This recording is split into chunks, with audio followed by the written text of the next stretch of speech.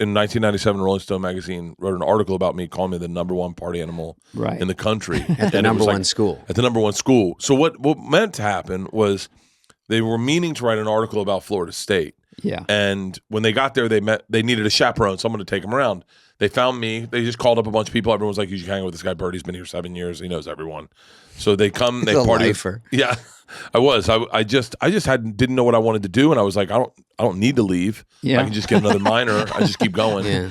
Yeah. And so I took this guy around. He goes back, writes the article. Jan Warner's like, it's too broad of subject. Let's just make it about this kid. So then and I have no idea this is going to happen. They end up writing the article about me.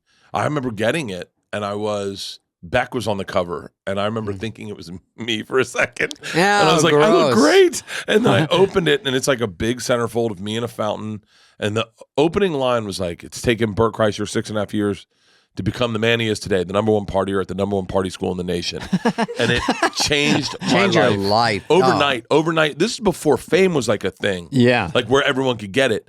All of a sudden, I'm doing in college. That's a there's good no way point. To get Everyone famous. is famous now. Yeah, there's no way under 25 to be famous back then. Oh, in 1997, the Real World and Road Rules had just started happening, like that within that era. That was the only way you get famous. Yeah. Yeah.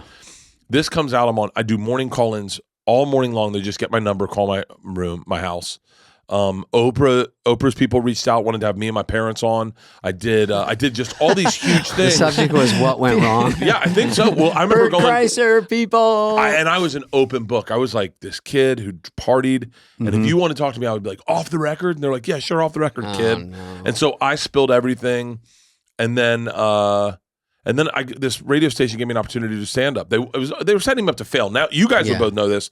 They had 4 comics that were road dogs go do 20 minutes before me each, and then I closed the show, never having done stand up. Wow. Yeah. That's a setup. Yeah, it was a setup, but I killed. I had murdered. I murdered just stream of conscious. Probably Usually that was literally the first time? the literal first time I got on usually stage. the first time is good, especially if they said, In a weird this way. is his first time doing stand-up. Did they say that?